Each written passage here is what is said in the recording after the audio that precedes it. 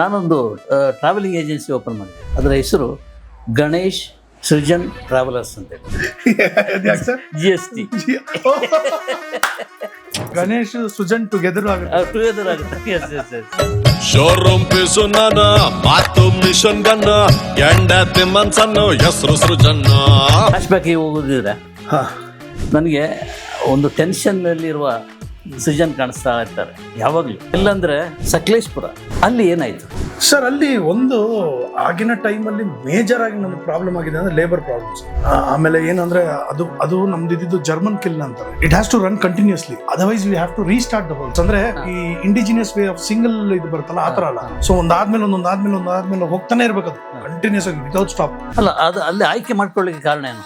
ಇದು ಸೃಜನ್ಗೆ ಒಂದು ಜಾಬ್ ಕೊಡ್ತದೆ ಅಂತ ಇಲ್ಲ, ಅಲ್ಲಿ ನಮ್ಮ ಚಿಕ್ಕಪ್ಪ ಭಾಸ್ಕರ್ ನಾಯ್ಡು ಅಂತ ಅವ್ರು ನಲ್ಸಿದ್ರು. ಅವ್ರದೇ ಜಾಗ ಇತ್ತು, ಅಲ್ಲೇ ಇತ್ತು, ಅದನ್ನ ಮಾಡ್ಬೇಕು ಅಂತಾನೆ ಡಿಸೈಡ್ ಮಾಡಿದ್ವಿ. ಅಂಡ್ ಅಲ್ಲಿ ಎಸ್ಪೆಷಲಿ ಈ ಸಕಲೇಶ್ಪುರ, ಹಾಸನ ಅಲ್ಲೆಲ್ಲ ಇಟಿಕೆಗಳಿಗೆ ತುಂಬಾ demand. So we decided there. ಆಮೇಲೆ we had good source of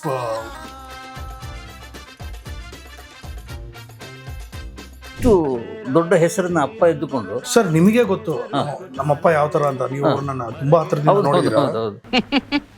ಏನೂ ಇಲ್ಲ, ನಿನ್ನ ತಂಗಿಗೆ ನಾನ್ ವೆಜಿಟೇರಿಯನ್ ಅಡಿಗೆ ಮಾಡೋದಕ್ಕೆ ಬರಲ್ಲ. ಅವ್ರು ಹೇಳ್ತಾ ಇದ್ದು ಒಂದು, ಆಕ್ಚುಲಿ ನನಗೆ ಸಿನಿಮಾ ಇಂಡಸ್ಟ್ರಿಗೆ ಬರೋ ಇಂಟ್ರೆಸ್ಟ್ ಇರ್ಲಿಲ್ಲ sir. Very honestly I was very good in studies. ತುಂಬಾ ಚೆನ್ನಾಗಿ ಓದ್ತಾ ಇದ್ದೆ. ಫಾರಿನ್ ಅಲ್ಲಿ ಒಂದು ಎಂಟ್ರೆನ್ಸ್ ಎಕ್ಸಾಮು ಪಾಸ್ ಆಗಿದ್ದೆ. ನಾನು ಬಂದು ನನ್ನ ತಂದೆ ಹತ್ರ ಕೇಳಿದೆ, ನಾನು ಈ ತರ ಹೋಗ್ಬೇಕು ಅಂತ. ಆಗಿನ ಕಾಲಕ್ಕೆ ಒಂದು ವರ್ಷಕ್ಕೆ ಸ್ಟಡಿ ಮೆಟೀರಿಯಲ್, ಸ್ಟೇ ಎಲ್ಲ ಸೇರಿ 14 ಲಕ್ಷ ರೂಪಾಯಿ ಒಂದು ವರ್ಷಕ್ಕೆ. ಆಗಿನ ಕಾಲಕ್ಕೆ ನಾನು talking about 25 years plus. So ನಮ್ಮಪ್ಪ ಒಂದು ಸೆಕೆಂಡ್ ಯೋಚನೆ ಮಾಡಿದ್ರು. ಸರಿ ಆಯ್ತು ಹೋಗು ಅಂದ್ರು. ನಾನು I was like,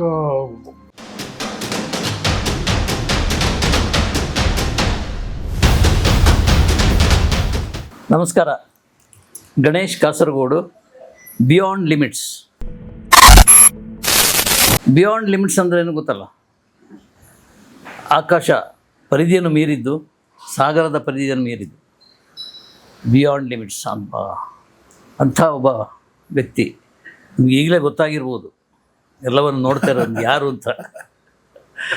Srujan Lokesh ಅವ್ರ ಜೊತೆ ಮಾತಾಡ್ಲಿಕ್ಕೆ ಕೂತ್ಕೊಂಡಿದ್ದೀನಿ. ಫಸ್ಟ್ ಅವ್ರನ್ನ ವೆಲ್ಕಮ್ ಮಾಡೋಣ. ನಮಸ್ಕಾರ ಸೃಜನ್. ಮೊದಲನೇದಾಗಿ ಅಯ್ಯೋ, ಥ್ಯಾಂಕ್ ಯು ಸರ್. ಒಳ್ಳೆದಾಗುತ್ತೆ. ನಾನೊಂದು ಟ್ರಾವೆಲಿಂಗ್ ಏಜೆನ್ಸಿ ಓಪನ್ ಮಾಡಿದ್ದೀನಿ. ಅದರ ಹೆಸರು ಗಣೇಶ್ ಸೃಜನ್ ಟ್ರಾವೆಲರ್ಸ್ ಅಂತೇಳಿ. GST. ಆಯ್ತಾ? ಅದು ಆ ಟೈಟ್ಲ್ ನಾವೀಗ ಕೂತ್ಕೊಂಡು ಮಾತಾಡೋದಕ್ಕೆ ತುಂಬಾ ಅನ್ವಯ ಆಗುತ್ತೆ ಅಂತ. ಗಣೇಶ್ ಸುಜನ್ ಟುಗೆದರ್ ಆಗುತ್ತೆ. Yes yes yes. ಸೊ ಒಂದು ಪಯಣ, ಟೂರು, ಹಳೆಯ ನೆನಪುಗಳ ಪಯಣ. ಅಲ್ಲಿಂದ ಮತ್ತೆ ನಾವು GSTಗೆ ಬರ್ತೀವಿ. ಸೊ ಅದಕ್ಕಾಗಿ GST ಗಣೇಶ್ ಸೃಜನ್ ಟ್ರಾವೆಲ್ಸ್ ಹಾಕಿರೋದು. ಫ್ಲಾಶ್ ಬ್ಯಾಕಿಗೆ ಹೋಗೋದಿದ್ರೆ ನನಗೆ ಒಂದು ಟೆನ್ಷನ್ನಲ್ಲಿರುವ ಸೃಜನ್ ಕಾಣಿಸ್ತಾ ಇರ್ತಾರೆ ಯಾವಾಗಲೂ. ಇಲ್ಲಾಂದ್ರೆ ಸಕಲೇಶ್ಪುರ ಅಲ್ಲಿ ಒಂದು ಇಟ್ಟಿಗೆ ಫ್ಯಾಕ್ಟ್ರಿ ನಮ್ಮನ್ನೆಲ್ಲ ಕರ್ಕೊಂಡು ಹೋಗಿದ್ದೆ. ಯಾಕೆ ಕರ್ಕೊಂಡು ಹೋದ್ರಿಂದ ಒಂದು ಸ್ನೇಹದ ಇದ್ರೆ ನಾನು ಒಂದು ಹೊಸ ಬದುಕು ಸ್ಟಾರ್ಟ್ ಮಾಡ್ತೇನೆ ಅಂತೇಳಿ. ಅಲ್ಲಿ ಏನಾಯ್ತು ಸರ್? ಅಲ್ಲಿ ಒಂದು ಆಗಿನ ಟೈಮಲ್ಲಿ ಮೇಜರ್ ಆಗಿ ನಮ್ಗೆ ಪ್ರಾಬ್ಲಮ್ ಆಗಿದೆ ಅಂದ್ರೆ ಲೇಬರ್ ಪ್ರಾಬ್ಲಮ್ ಸರ್. ಆಮೇಲೆ ಏನಂದ್ರೆ ಅದು ನಮ್ದು ಇದ್ದಿದ್ದು ಜರ್ಮನ್ ಕಿಲ್ ಅಂತಾರೆ. It has to run continuously, otherwise we have to restart the whole thing. It's a big process. ಅಂದ್ರೆ ಈ ಇಂಡಿಜಿನಿಯಸ್ ವೇ ಆಫ್ ಸಿಂಗಲ್ ಇದು ಬರುತ್ತಲ್ಲ ಆ ತರ ಅಲ್ಲ. ಸೊ ಒಂದಾದ್ಮೇಲೆ ಹೋಗ್ತಾನೆ ಇರ್ಬೇಕು ಅದು ಕಂಟಿನ್ಯೂಸ್ ಆಗಿ ವಿತೌಟ್ ಸ್ಟಾಪ್. ಲೇಬರ್ಸ್ ಇಲ್ಲ ಅಂದ್ರೆ ಕಷ್ಟ, ನಮ್ಗೆ ತುಂಬಾ ಕಷ್ಟ ಆಗೋಯ್ತು ಲೇಬರ್ಸ್. ಆಮೇಲೆ we had people coming in from Kerala ಇಂದ ಬರೋದು, ಅವ್ರಿಗೆ ವಸತಿಗಳು, ಕಾಸ್ಟ್ ಆಫ್ ಪ್ರೊಡಕ್ಷನ್ಸ್, ಈ ತರದ್ದು. ಅಲ್ಲ, ಅದು ಅಲ್ಲಿ ಆಯ್ಕೆ ಮಾಡ್ಕೊಳ್ಳಿಕ್ಕೆ ಕಾರಣ ಏನು? ಇದು ಸೃಜನ್ಗೆ ಒಂದು ಜಾಬ್ ಕೊಡ್ತದೆ ಅಂತ. ಇಲ್ಲ, ಅಲ್ಲಿ ನಮ್ಮ ಚಿಕ್ಕಪ್ಪ ನಾಯ್ಡು ಭಾಸ್ಕರ್ ನಾಯ್ಡು ಅಂತ ಅವ್ರು ನಲ್ಸಿದ್ರು. ಅವ್ರದೇ ಜಾಗ ಇತ್ತು, ಅಲ್ಲೇ ಇತ್ತು, ಅದನ್ನ ಮಾಡ್ಬೇಕು ಅಂತಾನೆ ಡಿಸೈಡ್ ಮಾಡಿದ್ವಿ. ಅಂಡ್ ಅಲ್ಲಿ ಎಸ್ಪೆಷಲಿ ಈ ಸಕಲೇಶ್ಪುರ, ಹಾಸನ ಅಲ್ಲೆಲ್ಲ ಇಟಿಕೆಗಳಿಗೆ ತುಂಬಾ demand. So we decided there. ಆಮೇಲೆ we had good source of ಮಣ್ಣು, ಬಿಕಾಸ್ ನದಿ ಹತ್ರದಲ್ಲಿ ಇದ್ದಿದ್ದಕ್ಕೋಸ್ಕರ ನಾವು ಕಾಂಟ್ರಾಕ್ಟ್ ಬೇಸಿಸ್ ಅಲ್ಲಿ ತಗೊಂಡ್ಬಿಡ್ಬೋದಾಗಿ, ಅದು ಕೊಡೋರು. ಸೊ ಈ ರೀತಿ ಅಲ್ಲಿ ಸೆಲೆಕ್ಟ್ ಮಾಡ್ಕೊಂಡು. ಅಂಡ್ ನಾನಾ ಕಾರಣಗಳು, ಆಮೇಲೆ ಹಲವಾರು ವಿಚಾರಗಳು ಅಲ್ಲಿ ನಡೆದಂಥ ಒಂದಷ್ಟು ಹೇಳದಂಗೆ ಈ ಒಂದು ಹ್ಯಾಂಡ್ಲಿಂಗು ಅದು ಇದೆಲ್ಲ, so it did not work. But ಒಂದು ಕಲಾವಿದರ ಕುಟುಂಬದಿಂದ ಒಬ್ಬ ಹೋಗಿ ಅಲ್ಲಿ ಕೆಲಸ ಮಾಡೋದು ಒಂದು ಟೆನ್ಷನ್ ಆಗಿಲ್ವಾ? ಟೆನ್ಷನ್ ಅನ್ನೋದಕ್ಕಿಂತ ಹೆಚ್ಚಾಗಿ ನನ್ಗೆ ಏನಾದರೂ ಒಂದು ಮಾಡಬೇಕು ಅಂತ ಇತ್ತು ಸರ್. ಯಾಕಂದ್ರೆ ಇಷ್ಟು ದೊಡ್ಡ ಹೆಸರನ್ನ ಅಪ್ಪ ಎದ್ದುಕೊಂಡು, ಸರ್ ನಿಮಗೆ ಗೊತ್ತು ನಮ್ಮಪ್ಪ ಯಾವ ತರ ಅಂತ, ನೀವು ಅವ್ರನ್ನ ತುಂಬಾ ಹತ್ರದಿಂದ ನೋಡಿದ್ದೀರಾ. ಅವ್ರು ಹೇಳ್ತಾ ಇದ್ದು ಒಂದೇ ಒಂದು, ಆಕ್ಚುಲಿ ನನಗೆ ಸಿನಿಮಾ ಇಂಡಸ್ಟ್ರಿಗೆ ಬರೋ ಇಂಟ್ರೆಸ್ಟ್ ಇರಲಿಲ್ಲ sir. Very honestly I was very good in studies, ತುಂಬಾ ಚೆನ್ನಾಗಿ ಓದ್ತಾ ಇದ್ದೆ. ಓಕೆ. ಅಂಡ್ ಫಾರಿನ್ ಅಲ್ಲಿ ಒಂದು ಎಂಟ್ರೆನ್ಸ್ ಎಕ್ಸಾಮು ಪಾಸ್ ಆಗಿದ್ದೆ.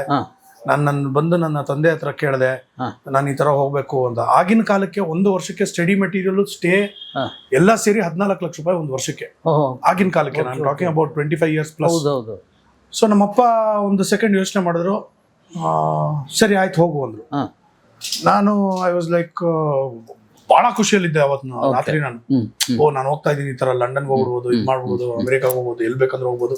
ನಮ್ಮಪ್ಪ ಓಕೆ ಅಂದ್ಬಿಟ್ರೆ ಮಲಗಿರ್ಬೇಕಾದ್ರೆ ನನಗೊಂದು ಕನ್ಸು ಬರುತ್ತೆ ಸರ್. ಏನು ಅಂದ್ರೆ ನಾನು ಅಲ್ಲಿ ಓದ್ಬಿಟ್ಟಿರ್ತೀನಿ ಚೆನ್ನಾಗಿ, ವೆರಿ ಆನೆಸ್ಟ್ಲಿ ಬೂಸ್ಟ್ ಮಾಡೋದಲ್ಲ, I was very good in studies, very good. And ಕೆಲ್ಸಕ್ಕೆ ಸೇರಿದ್ದೀನಿ, ಎಲ್ಲ ಒಂಥರ ಸಿನಿಮ್ಯಾಟಿಕ್ ಆಗಿ ಕನ್ಸು ಬರ್ತಾ ಇದೆ. ಬಟ್ ಏನಂದ್ರೆ ಸುಜಾನ್ ಅಂದ್ರೆ sir may I come in ಅಂತ ಒಂದು ಕನ್ಸಲ್ಲಿ ಬರುತ್ತೆ ಸರ್. ಆವಾಗ ನನ್ಗೆ ಎಚ್ಚರ ಆಗುತ್ತೆ, ಏನು ಅಂದ್ರೆ ಇಷ್ಟೆಲ್ಲ ನಮ್ಮ ಅಪ್ಪನಿಗೆ ಕಷ್ಟ ಕೊಟ್ಟು ಇದು ಮಾಡಿ ನಾನು ಅಲ್ಲಿಗೆ ಹೋಗಿ ಓದಿ ಅಲ್ಲಿ ಇದ್ಕೊಂಡು ನಮ್ಮ ಅಪ್ಪ ಅಮ್ಮನಿಂದ ದೂರ ಇದ್ಕೊಂಡು ಇನ್ನೊಬ್ಬರಿಗೆ ಸರ್ ಮೇ ಕಮಿನ್ ಸರ್ ಅಂತ ಹೇಳ್ತೀನಲ್ಲ, ವಾಟ್ ಈಸ್ ದ ಯೂಸ್ ಅಂತ. ಅಂದ್ರೆ ನನ್ಗೆ ಅದೊಂದು probably it is plus point ನನಗೆ sir. I can't take orders.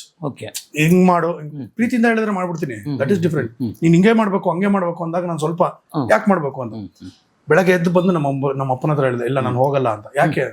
ನಾನು ಇಷ್ಟೆಲ್ಲ ಕಷ್ಟಪಟ್ಬಿಟ್ಟು ಇನ್ನೊಬ್ರು ಕೈ ಕೆಳಗೆ ಕೆಲಸ ಮಾಡ್ಬೇಕಲ್ಲ, ನಾನು ನನ್ನ ಸ್ವಂತ ಕೈಯಲ್ಲಿ ಏನಾದ್ರು ಮಾಡ್ಬೇಕು. ನೆಕ್ಸ್ಟ್ ಏನ್ ಮಾಡ್ತೀಯಾ? ಆಮೇಲೆ ಫ್ಯಾಕ್ಟ್ರಿದು ಹೇಳಿದೆ, ಇದು ಬಂತು ಫ್ಯಾಕ್ಟ್ರಿದ್ ಮಾಡೋಣ ಅಂತ ಹೇಳಿದೆ, ಅದಕ್ಕೆ ಓಕೆ ಅಂದ್ರು. ಆಮೇಲೆ ನಾನು ಪೌಲ್ಟ್ರಿ ಫಾರ್ಮ್ ಮಾಡ್ಬೇಕು ಅಂತ ತುಂಬಾ ಇವತ್ತಿಗೂ ಆಸೆ ಇದೆ ಸರ್ ನನಗೆ. ಪೌಲ್ಟ್ರಿ ಫಾರ್ಮ್ ಮಾಡ್ಬೇಕು ಅಂತ ಪ್ರತಿ ಸಲ ಹೇಳ್ತಾ ಇರ್ತೀನಿ ಯಾರಿಗಾದ್ರು ಜಾಗ ಸಿಕ್ಕರೆ ನೋಡ್ರ ಒಂದು ಪೌಲ್ಟ್ರಿ ಫಾರ್ಮ್ ಮಾಡೋಣ, ಒಂದು ಇದು ಏನೋ ಮುಂಚೆಯಿಂದಾನು ಸರ್ ನಂಗೆ ಅದೇನೋ ಇಷ್ಟ. ಈ ಪೌಲ್ಟ್ರಿ ಫಾರ್ಮ್ ಮಾಡ್ಬೇಕು, ಕುರಿ ದುಡ್ಡು ಮಾಡ್ಬೇಕಂತಲ್ಲ, ದುಡ್ಡು ಮಾಡ್ಬೇಕಂತಲ್ಲ, ಇಲ್ಲ ಒಂದು ಪ್ಯಾಷನ್ ನನಗೆ ಮಾಡ್ಬೇಕು ಅಂತ. ಸೊ ಆಮೇಲೆ ಒಂದು ಕುರಿ ಸಾಕ್ಬೇಕು ಅಂತ ಆಸೆ, ಆ ಥರದ್ದೆಲ್ಲ ಆಸೆಗಳು. ಬಟ್ ಇಲ್ಲಿ ಹಿಂದ್ಗಡೆ ಜಾಗ ಇದೆಯಲ್ಲ, ಇಲ್ಲೊಂದೆರಡು ಹಸು ಕಟ್ಬೇಕು ಅಂತ ಆಸೆ. ನೋಡ್ಕೊಂಡು ಯಾರು ಬೈಸ್ಕೋಬೇಕು ನಾನೇ, ಅದಕ್ಕೆ ಹುಲ್ ತಂದು ಹಾಕು, ಇದ್ ಮಾಡು, ಈ ಥರದ್ದೆಲ್ಲ ಆಸೆಗಳು. ಬಟ್ ಏನ್ ಮಾಡೋದು ಹಂಗೆ. ಆಮೇಲೆ ಮತ್ತೆ ಈ ಕಡೆಗೆ ಬಂತು ದಾರಿ. ಅಲ್ಲಿಂದ ಶುರು ಮಾಡಿ ಏನೇನೋ ಮಾಡ್ಕೊಂಡು ಮಾಡಿ ನಾನು ಇವಾಗ ಅವಾಗಿಂದ ಶುರುವಾಗಿ ನೀಲಮೇಘ ಶ್ಯಾಮದಿಂದ ಇವಾಗ GST 25 ಸಿನಿಮಾಗಳು ಮಾಡೋ ಅಷ್ಟರಲ್ಲಿ 25 ವರ್ಷಗಳೇ ಆಗೋಯ್ತು ಅಲ್ವಾ? 25 ವರ್ಷಗಳೇ ಆಗೋಯ್ತು.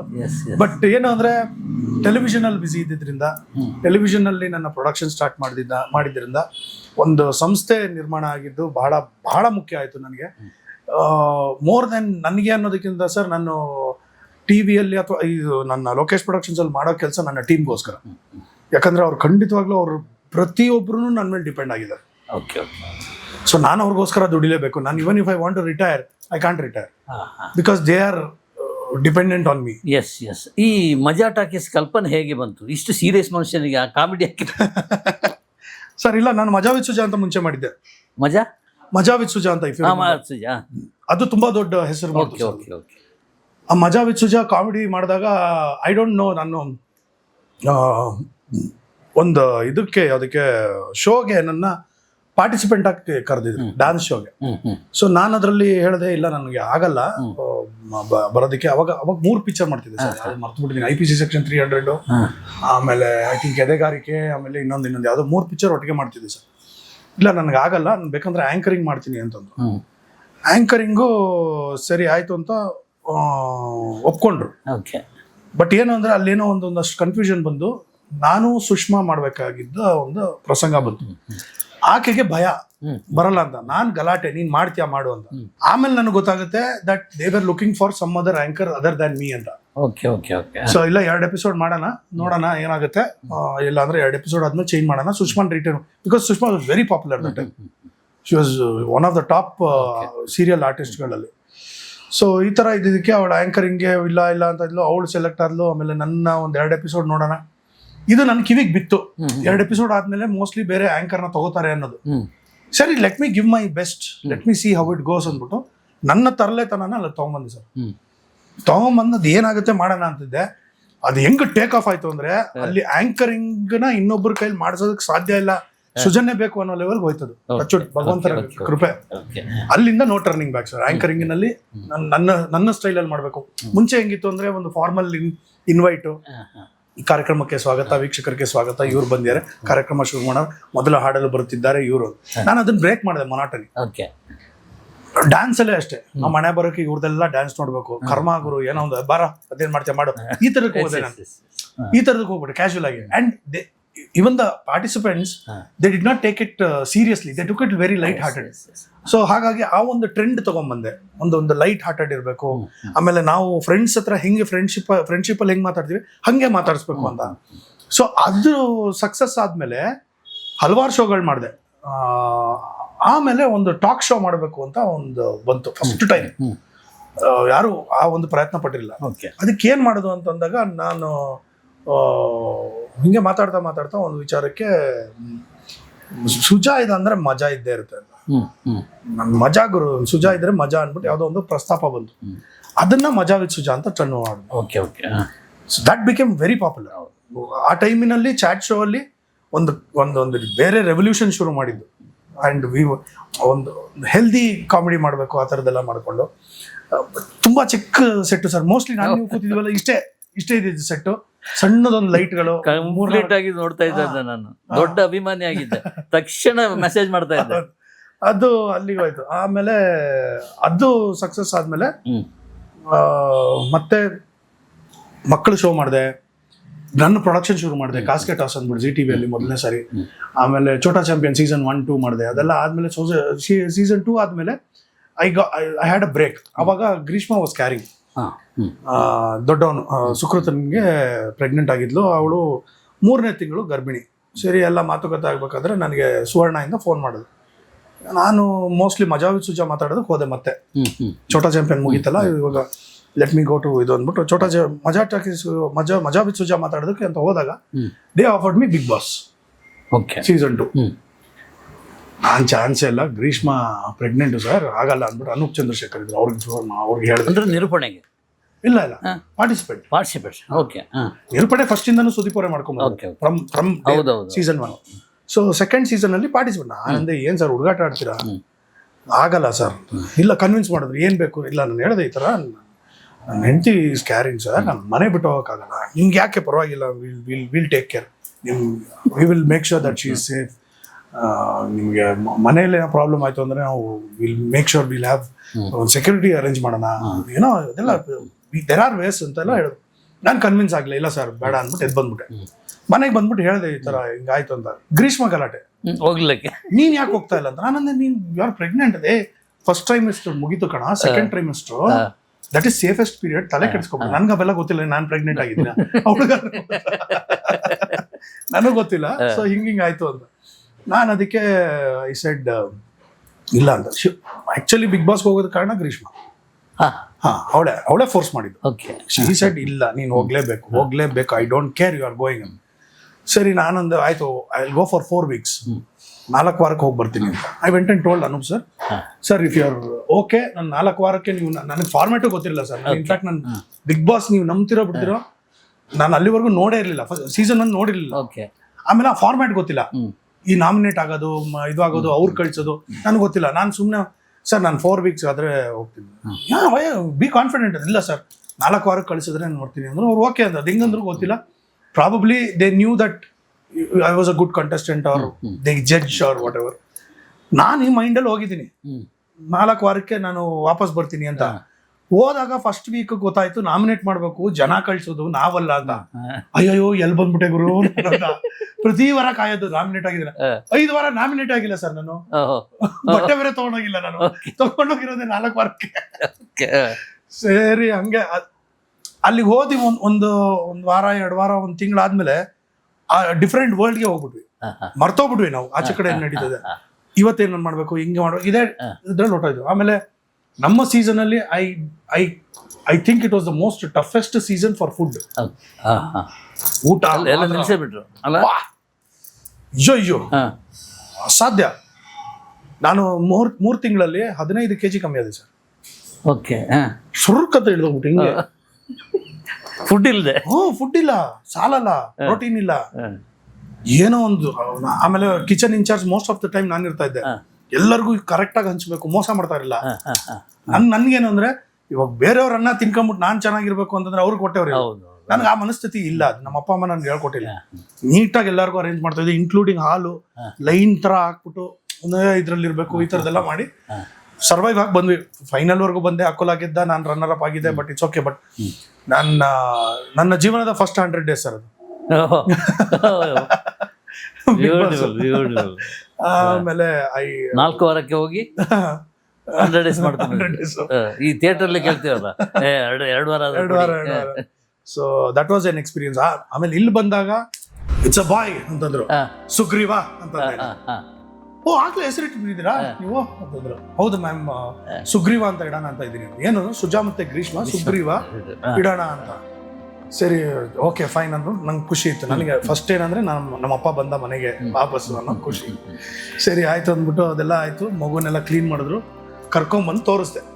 ಗಂಡು ಮಗು ಅಂತ ಎಲ್ಲರೂ ಕೊಡು ಇಲ್ಲ ಕ್ಲೀನ್ ಆಗ್ಬೇಕು, ಒಂದು ನಿಮಿಷ ಇರಿ ಅಂದ್ಬಿಟ್ಟು ಹೋಗಿ ಮತ್ತೆ ಡಾಕ್ಟರ್ ಹತ್ರ ಕೊಟ್ಟು ಡ್ರೆಸ್ ಚೇಂಜ್ ಮಾಡಿ ಹಿಂಗೆ ಬಂದೆ. Phone first phone Param phone, congratulation Sujan, ಮಜಾ ಟಾಕೀಸ್ ಅಪ್ರೂವ್ಡ್ ಅಂದ್ರು.